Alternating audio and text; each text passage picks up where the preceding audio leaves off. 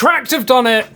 They've done it. This is so much better. All right, this is the Cracked Nitro Deck Plus. And yes, we have done a lot of coverage of the original back when it launched, and they sent us this GameCube edition, and I really, really liked it. But obviously, there's a big issue here being ergonomics and the placement of that right stick. But Cracked have done something, and yes, this is so much better. So this is the Cracked Nitro Deck Plus, and it's got a complete redesign. So ready? Oh, there we go. Look at that.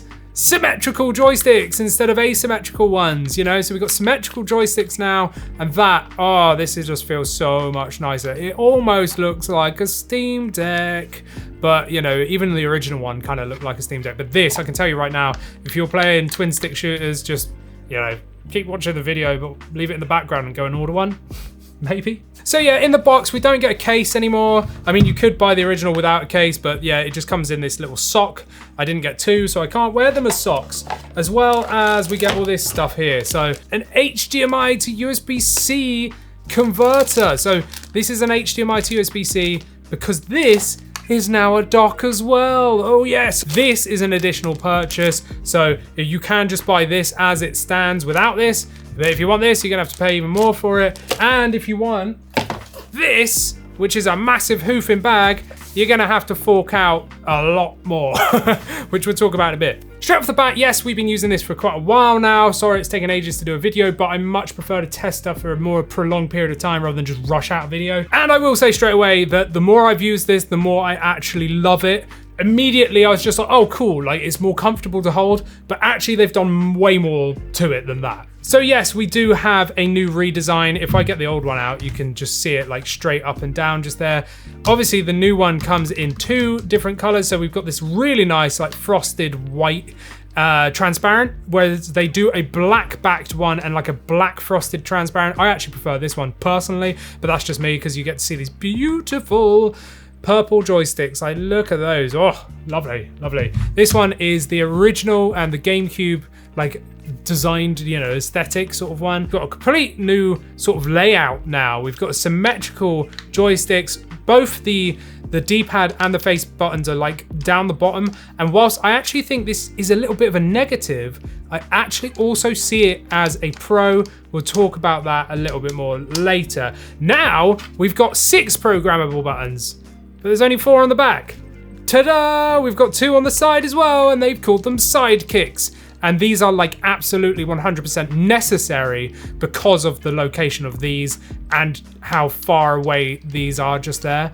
Plus we can play it docked now. We can play it docked. So that was like one of the main things when I was doing a lot of content on this one when it dropped. People were like, you know, plug it in and try it. And I did, and it didn't work because it just passed through charging. And the output port was to make this like a wired controller, right? Well, now the Cracked Nitro Deck Plus actually works as a dock with the help of this. Now, if you've got a USB-C monitor, you probably don't even need this. You could probably just plug it straight into there, but obviously you need to put the switch, you know, like power outlet into there as well. Now, I just touched on how the old one used to be a wired controller, and yes, you can still do that with this one, but it's now a Bluetooth controller as well.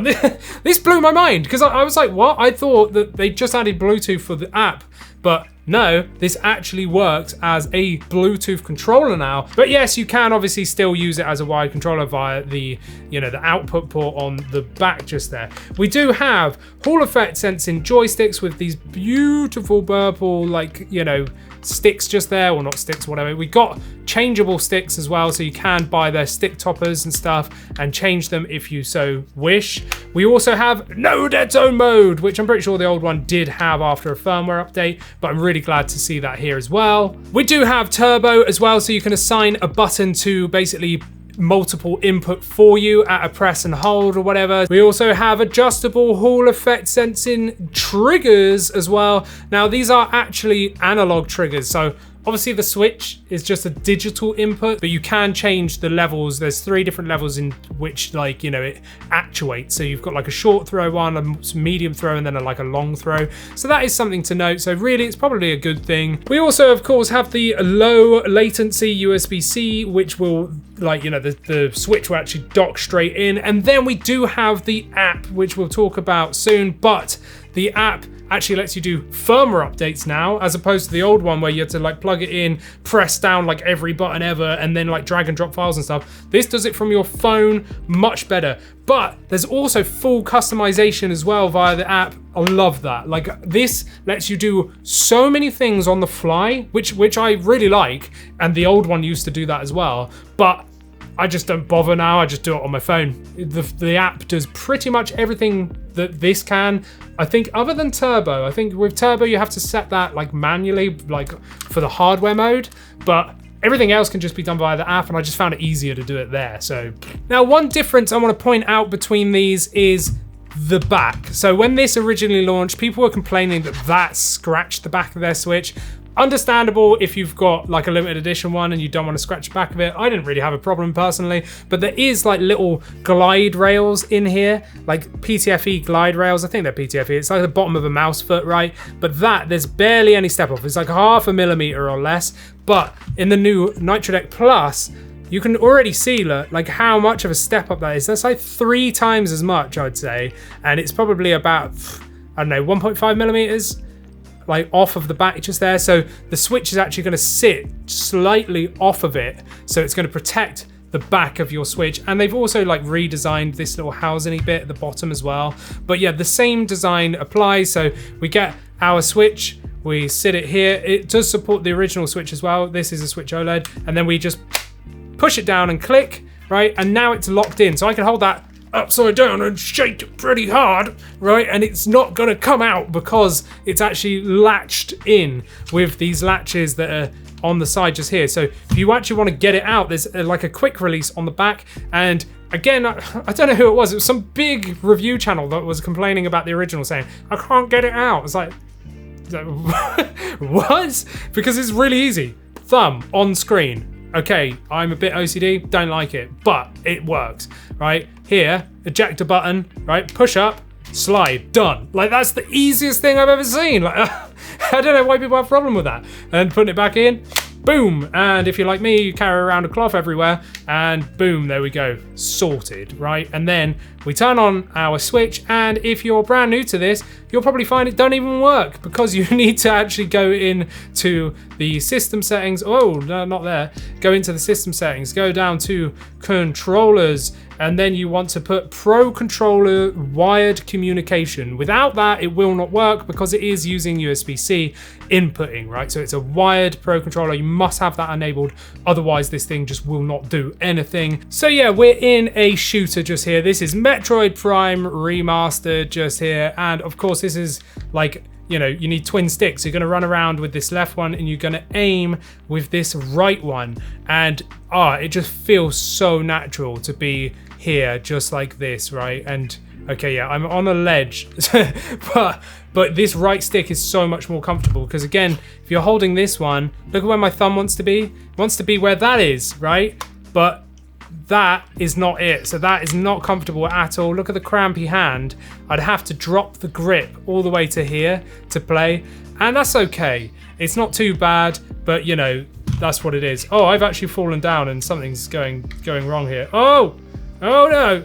Okay, I might have to go back to you. Okay, so after almost dying, yes, you can see here how much better this is for twin sticks. It is just so natural. And what I've done is I've actually done the disabled, or actually enabled no dead zone mode in the app, because without no dead zone mode, I was finding playing Metroid Prime Remastered here a little bit twitchy. Like, I found it was like just twitching around a little bit until I like started feeling like that's where I wanted to be aiming. It felt delayed. As soon as I applied no dead zone mode, then it started feeling responsive, and I was like, oh, this is how I want to play. You know, this is much better. So now I'm into the app. I'm gonna hit that control thing, and then it's gonna ask me to press the cracked button and then left on the D-pad, and then it's going to flash blue down there, and then hopefully after a second this will pop up. So now this is everything you can see. Like you can see that my product number is that much because obviously you can collect all these and all the different editions and stuff. You've got firmware update. Mine's already on the, you know, it came out of the box on the newest one. You've got buttons just here. So this lets you remap everything. And if I press a button, it's actually going to say, oh, you want to remap that? So you can press it on the actual thing. I'll do that again, right? So I'm going to press B, and then it's going to come up and say, oh, you want to remap that? But no, I don't, because I've already mapped this how I want it, right? Or you can click on the back, remap that. You can remap like everything. It is really, really cool. You can even disable the back paddle buttons just there if you don't want to use them at all. If we go to triggers, you can see like how, you know, how quickly they're actuating and stuff, and you can change from low, medium, high, which is what I was talking about earlier, you know, where I said you can have those 3 different levels. You can actually just do that from the app. It's really, really cool, and you can see it happening as well. Really like that. If we go to the sticks, you can see, you know, the sticks themselves and their axis and everything like that.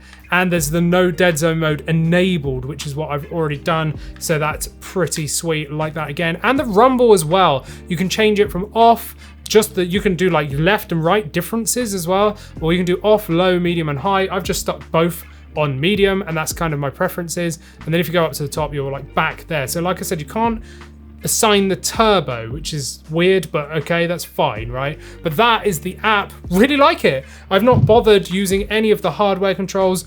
All of those are available to see in the manual, or to be honest, if you just watch my video of the original one, they're pretty much all the same anyway. The only difference is the Bluetooth thing, which is holding down this one. So of course, because this doesn't have a battery in it, right? To play Bluetooth, you have to have this powered. So whilst I said you can play it via Bluetooth, which you can, it's still not like wireless. Do you know what I mean? So the original one of this, you had to plug in a cable from the output to your Switch dock, and then you could play it like that, because it was like powering it, I suppose, and then outputting the data, right, via like a cable. Whereas on this one, it's the opposite. So you've got to put a power supply into the input. That's then going to power the device enough to go on Bluetooth, and then you can Bluetooth to your Switch wherever it is, so you don't need this plugged into your dock. Sounds confusing. Hopefully you understand what I'm saying, but there's no battery in this, so it can't just be a completely wireless setup. You are going to have to power it. So maybe that's in the next Nitro Deck. They put a battery in here so that you could like do that maybe. I don't know. Right, to show you turbo quickly, if I press ZL and minus for a few seconds, that's going to sort of flash. I'm going to press the right trigger, look. And now Samus is just going to shoot for me like crazy. She's just going to go mad, like absolutely mental. If I press ZL and minus again, and then press minus, that's going to change the rate, the speed rate in which Samus fires, right? And the LED, the cracked logo does change and is colored as well to say like, oh, okay, you're going to be firing this many rates. So now she's like super firing, just crazy firing. And now she's firing slower. So there's 3 different fire rates for turbo, but this is really handy in a game like this. Obviously now I've lost Samus's like charge cannon, but then I can just like press A if I want to, and then have this as my spammy. But to be fair, some of the best things I like about this is these Sidekick buttons. I've reprogrammed them for playing Metroid Prime, but they are actually out of the box as A and B, but I've changed them around. So this is now jump. So when I'm running around as Samus just here, I can press this Sidekick button and jump, instead of having to try and reach down here to B and jump and be like miles away and have to completely change my grip. You know, like I just don't like that. And the same with Y. I've now programmed this one as Y so I can go into the morph ball. So I've just specifically set this up for this game. And the same with the back paddles and stuff. I've put like visor on the back right and stuff like that so that it's easier for me and how I want to play the game. And that's exactly what this can do. You can assign everything anywhere, because again, this is the biggest con of this, is that jump between here. But if you're playing a twin stick like I am, I've just reassigned all the face buttons to these buttons on the side and these on the back. So I never need to leave this grip, right? So whilst it is a con, it's also fixed its own problem. Do you know what I mean? The only problem you're gonna have is if you're playing like platformers that doesn't utilize the right stick, you know, and you wanna be on these face buttons. Yeah, you could do it with the back paddles, but for those, you're probably gonna wanna use the D-pad anyway. So my advice is just shift your entire grip down and hold it like this, you know, like kind of curl your fingers around the base and hold the whole thing down like this, and then you can still play like Mario Wonder or whatever it might be that you're playing, and you can use it like this. I actually find this more comfortable than having the offset grip of having my thumb on the D-pad here and then having my face buttons up here, because I've got like a shifted grip, right? This hand's low, this hand's high, and it just feels odd, like, and unbalanced. Whereas just holding the whole thing lower, like, actually feels way more natural to me. So yeah, I mean, Cracked themselves are actually keeping this one just here for that purpose. So for people that like asymmetrical designs, and that's great, and it's cheaper as well, more on that in a minute, but they're keeping this alive for those people, mainly for like platformers and stuff like that, where you're going to be holding it maybe with the left stick and using the face buttons. It's a great device. I do like the original Cracked one, but this just wins, and I'd use this for either, right? I would use this more so for platformers by just shifting my grip, and then using this for twin stick. This really does turn your Switch into a Switch Pro. Like, it just makes it so good to play, because I love reassignable buttons, I do. And the fact that they've now got that app for firmware updates and to reassign everything as well, it just makes it so easy. I can take a game like Metroid Prime, remap the whole thing to how I want to play. I'm not dictated, and I really like that a lot. Hall effect sensing joysticks, amazing. You're not going to get any drift. They're higher accuracy. They've got a no dead zone mode, and for me, I'm just going to turn it on and leave it on for like shooters and stuff. And again, we know Call of Duty is coming to Nintendo systems soon. Probably not the Switch, but at least the Switch 2, and I hope that Cracked redo this kind of thing for the Switch 2 when that launches, because playing Call of Duty like this will be amazing with additional buttons and stuff. So yeah, I'm actually really blown away by this. I like this a lot more than the original, and I did like the original. I was one of the only people that like properly liked this, and people were like, you're wrong, and I'm like, nah, it's cool, you know, I like it a lot, but this is even better. This is even better. I actually genuinely really like it, but it is pretty expensive, so let's talk about prices. So the old one now is $49.99 here in the UK, so that's £50, or with the case, and which is a hard case, by the way, and their different stick toppers as well. You can get like a bundle. You can get that for $69.99, so it's still pretty pricey, you know, 70 quid. You get a case, you get some stick toppers, and then the original one. Yeah, okay. Or you can just go full in on the Nitro Deck Plus, which is actually really good. If you've got the money, I would advise just going for this one. If you are on a budget, this at 50 or probably even less on a sale, you know, like, that's a really good Joy-Con alternative. Like, I really like this one a lot. It's just this is way better. Like, this is like the definitive edition. It really is. But yeah, so you're looking at $69.99 just for this, nothing else. If you want to turn it into a dock and have this adapter just here, the USB-C to HDMI, that's an extra tenner. So that then makes this $79.99, which, you know, £80, that's a lot of money. Like, it's, what, a third of the price of a Switch OLED, pretty much? It's a lot of money. It really is, especially now, right at the end of the Switch's life cycle. You know, the Switch 2 is going to be announced in a few months' time. Yeah, just saying, right? And if you've got way loads more money to spend, this is their crazy, like, I don't even know what they call it, backpacky satchel thing. It's really nice, really good quality. You've got the like big part here, which actually does fit the whole thing in right in the back just there.